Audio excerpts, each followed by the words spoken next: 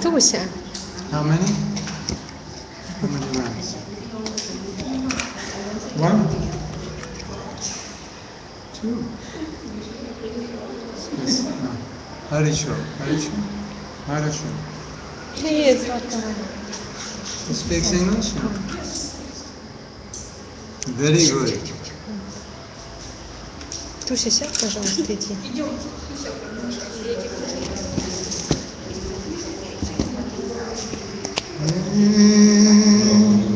Krishna, Hare Krishna, Krishna Krishna,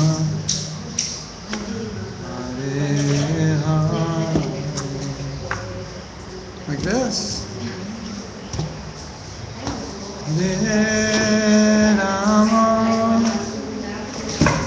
We're broadcasting. Okay.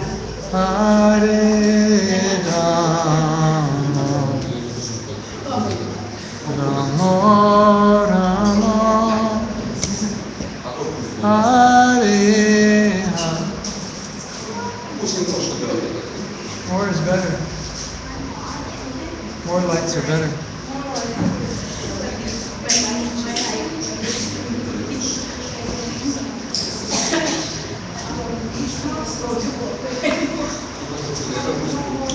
Try this one.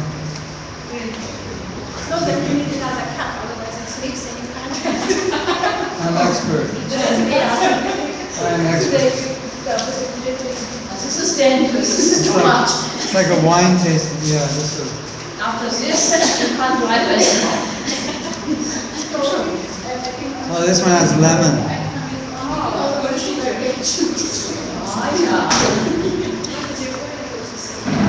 Hare Krishna, Hare Krishna, Krishna Krishna, Hare Hare, Hare Rama, Hare Rama, Rama Rama, Hare Hare,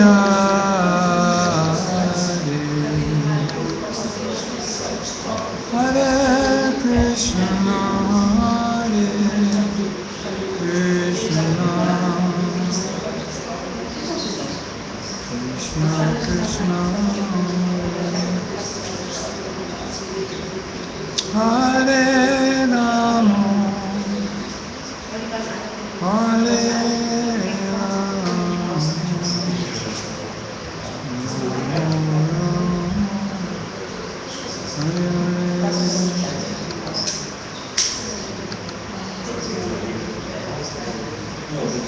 Okay.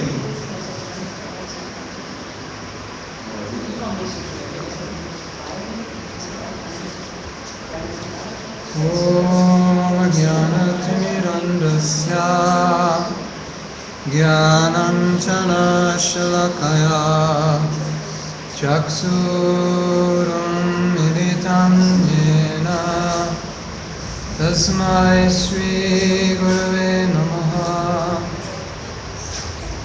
Sri Chaitanya Manobhishtam Stapitam Yena Bhutale Shayam Rupa Varamayam Paratisa Parantikam Mukam Karoti Vacharam Angulam Gayate Girim Yakripatamam Vande Sri Guru Dinatagina Vanchakalpa Tarubhyascha Kripa Sindhu Yaivacha Patitanam Pavanebhyo Vaishnavebhyo Namo Namo Sri Krishna Chaitanya Prabhu Nityananda Shri Advaita Gadadhara Shivasari Gaura Bhaktivinoda Hare Krishna, Krishna Krishna, Hare Hare, Hare Rama, Rama Rama, Hare Hare.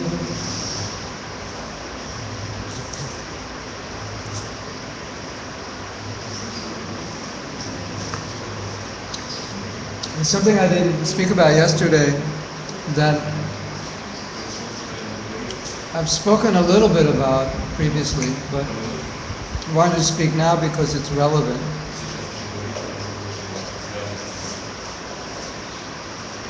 And we had spoken about what you could call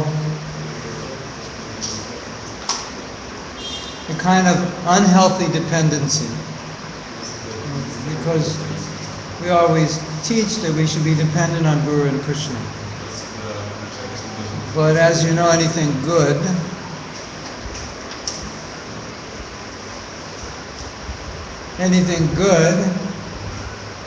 can also be misused, right? Dependency is a symptom of humility. I can't do this myself. I depend on Krishna. I depend on Guru. But sometimes dependency becomes a weakness instead of a strength.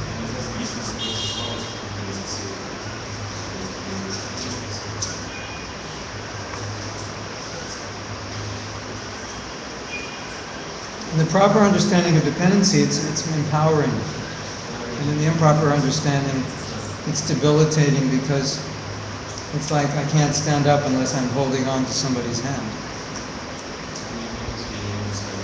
Where the idea is because I'm holding on to your hand, I can conquer the world.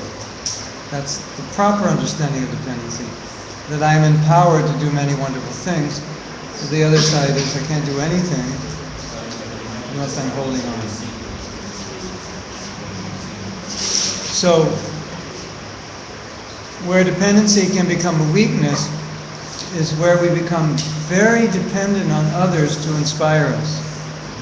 Prabhu, please inspire me. I need inspiration. And of course, we all need inspiration, there's no question. And we all get inspired by good Krishna Katha and good association. Also by kirtan, by prasadam, by nice drama, everything.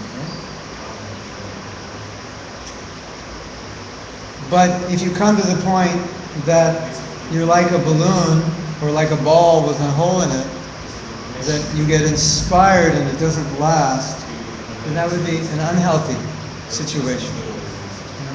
That lecture was very inspiring, and by the next day all the air of that lecture has been let out of the balloon of your life, and you're very discouraged or uninspired. That's unhealthy, right? So that sometimes happens when we're under the impression that inspiration is something that totally comes from outside of you. And so therefore you're always looking for inspiration from other people. Which in an unhealthy state could even mean I can't even get inspired reading Prabhupada's books. I have to get inspired by a person maybe who could explain the books. Well, there's truth to that to some degree, but not entirely, of course. So we've been talking about personal inspiration that comes from the connection of finding your dharma, what you're really meant to do. And it's very important to realize that generally the most consistent inspiration in your life is going to come from you when you're connected. The fire is going to be more self-created. And the value of the inspiration that other people give you is not to light the fire, but to make the fire stronger. If you think other people are going to light your fire, then it becomes unhealthy. Because your inspiration to serve Krishna comes from connecting with some project or service that inspires you. And therefore you will find, if you haven't made that connection, you'll tend to look for inspiration from other people more, because your balloon needs to be blown up again. Whereas if the inspiration is coming from within, the balloon is being blown up all the time. Right? That's very important. I think sometimes we misunderstand that.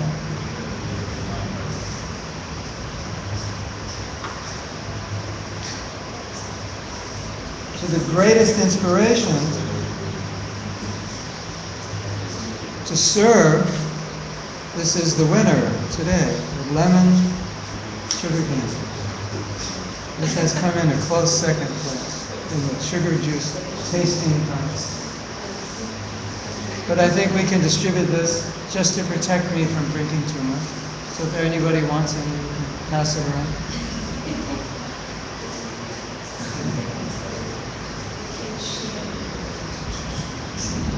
You're saying we have an expectation that others are going to fulfill our needs, like flawless living, as you say, and that's a kind of spiritual. I mean, that's a Fill up the foundational levels of inspiration.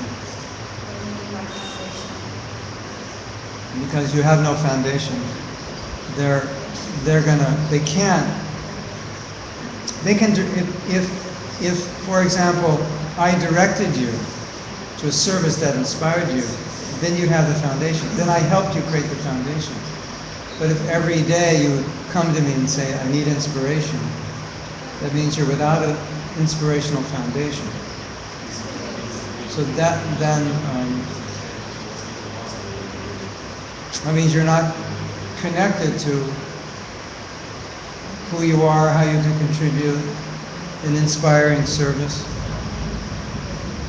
We can minimize the importance of Sangha, but when it becomes foundational to our existence and then we become dependent on a regular basis, then it's not healthy. I think from about 1973, Prabhupada began traveling much more than ever before. So in the early days, like I was in Los Angeles, Prabhupada was there for 3 months in one temple. So I was living there, Bhagavatam class every day. But 1974, I think it was 1 week, 75, 1 week, 4 days, 76, 3, 4, 5 days. So basically we're seeing Prabhupada a few days a year. And most of us felt that that was sufficient because we were inspired in our service. So that was the booster. So I guess if we gave an example of health, you're already healthy, but you want to be tip-top, so you go to the trainer and say, I can run 10 miles a day. Can you get me to 25? What can you do? As opposed to, I can barely walk to the gym. And I am so lazy that unless you push me when I walk into the gym, I'll just sit down and eat potato chips and watch television. So that's not healthy. So the trainer's going to say, listen, if you don't have the impetus, I can't do anything. I'm not going to babysit you. So sometimes dependency becomes a little more like babysitting. So it's been said, not by Krishna conscious people, but I think it's true, that's my experience, but by other writers and thinkers, that the fire that you light is the best and biggest and most important fire. It's the fire you light. It's your personal inspiration.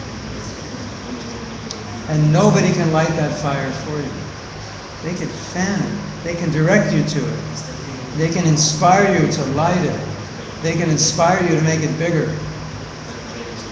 But if you don't have that fire, then it becomes unhealthy. Because then you become dependent.